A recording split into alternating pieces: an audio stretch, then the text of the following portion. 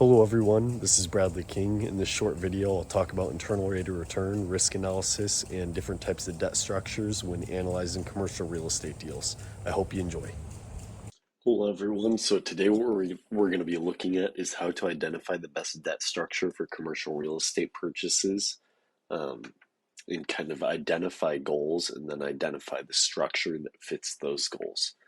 So what we're going to be doing is looking at both our current cash flow and then our future cash flows to identify returns and then see which debt structure fits the goals of our fund, to be able to get essentially the correct returns and the correct risk. Because one of the things that we're going to do a little bit differently is take into account risk and return. A lot of these that I've seen, people only take return into consideration and not risk, and I think both are very important. The first thing we're going to do is determine what our assumptions are.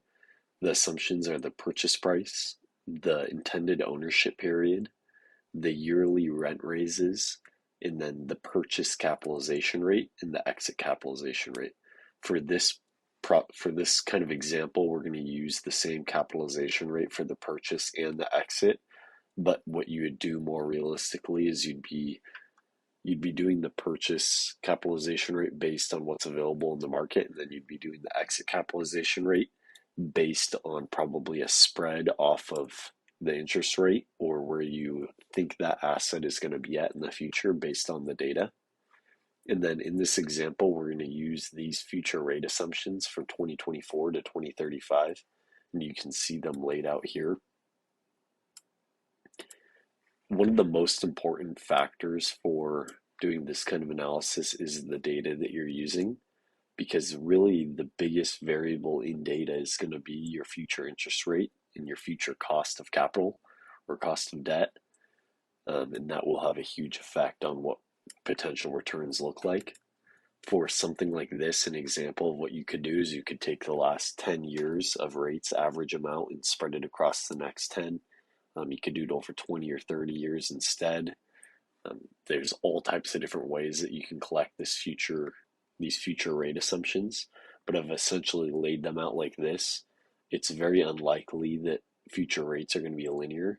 And one really important factor to take into consideration is for every year that you go out into the future, the data becomes exponentially less reliable and less accurate, and your standard deviation is likely going to increase as well. So let's take our first example here, and we're going to look at the available financing terms that we're getting from Bank A. We're getting an 8% rate with an amortization of 30 years and a balloon payment at year 6 with 25% down. And then for every piece that we're looking at, we're going to have a required return of 9.5%. Just kind of based off of a general idea of that's what you could get from the stock market. And then for project A, it's going to cost us 2 points up front. And with the 25% down, that'd be 150,000. And then what we're essentially going to do is on each one of these, and here, let's go through the others really quick.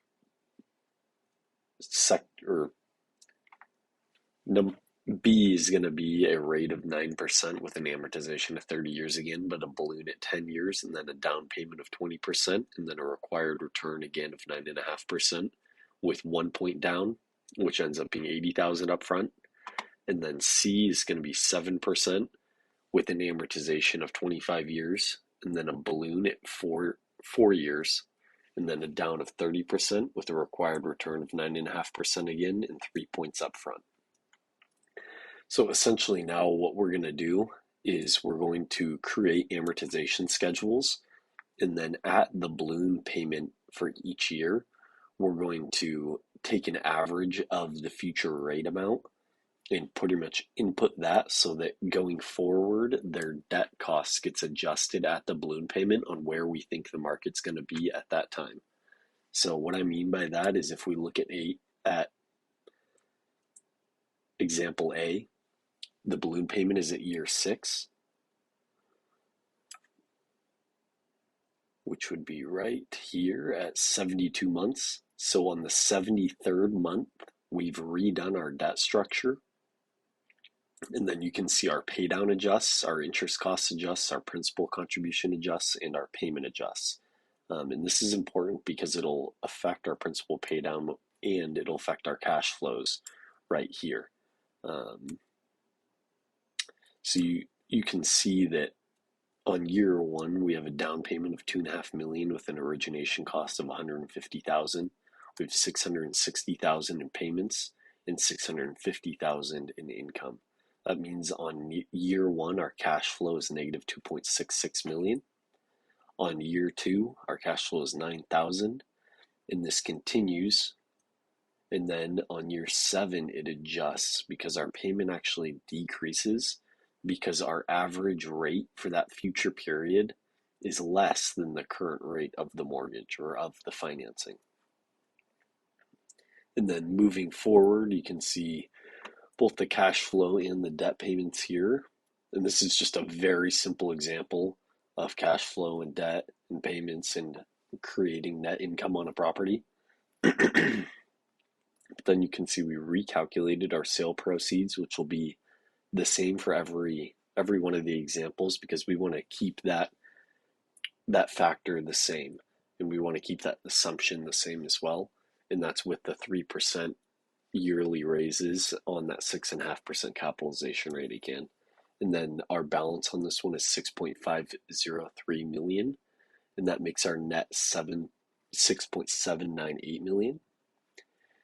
And what's really interesting is you can see on all three examples here that essentially our net on the last year has quite a bit of variation between 6.798 million and 6.065 million and 7.841 million. But our goal in this case is to maximize internal rate of return. It's not necessarily to maximize your net profit at year 10.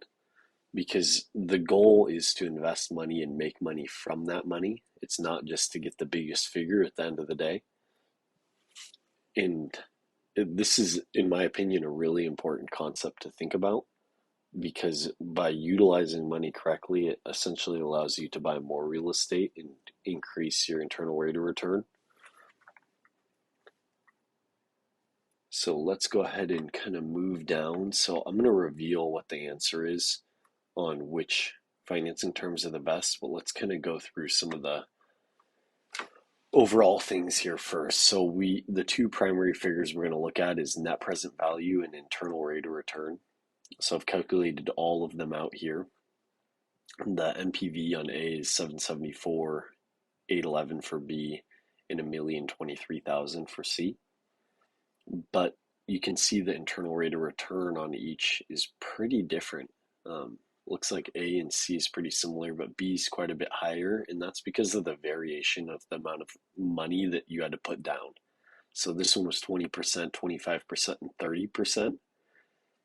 And all of these have different kind of reasons why these terms might look this way. For instance, A is kind of more of a typical loan. It would be an okay interest rate at 8% with a pretty normal balloon at year 6 and a pretty normal amount down at 25% down.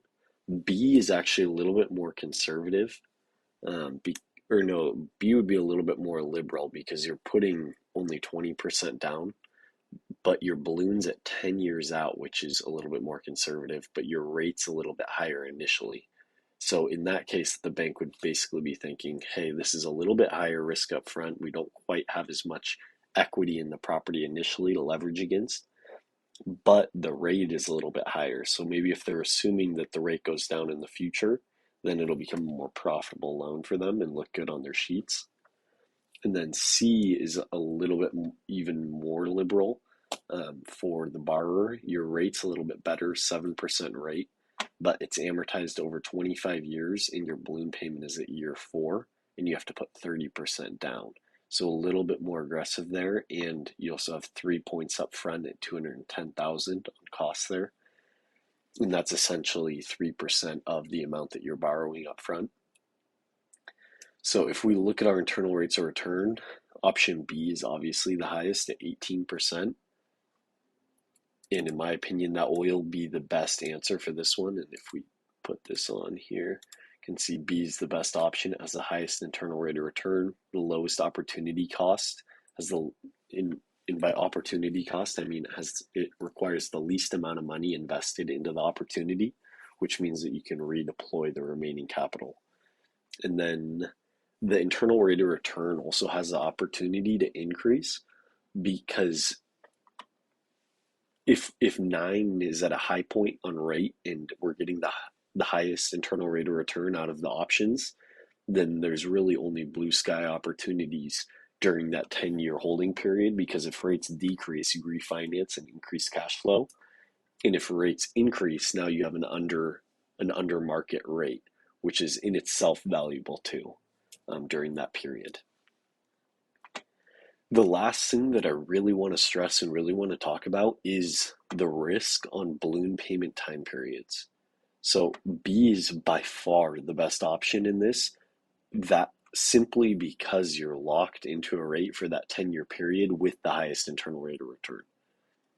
If C had a 19% internal rate of return and this one had an 18% internal rate of return, I would still go with option B, because option C opens you up to exponential risk in year 5 through 10. And what I mean by that is you might be able to predict where rates are going to be at in 4 years, but it's going to be more than double as difficult to predict where they're going to be at in 8 years, because way more things will have happened within 4 years and the landscape could look completely different. Every year that you're trying to guess where rates are going to go or what economic conditions are going to look like becomes exponentially more difficult. And I think that often people don't take into account the value of stability and the value of taking that risk out of the equation and how you actually value that. And one important figure that I would look at is the standard deviation of data, to see what each year could potentially look like in the years looking forward. So what's the standard deviation on rate over the last 30 years? And then what is it per year? Like what's our fluctuations look like? And then look at that, try to calculate that out through the future. That's kind of everything that I have for today.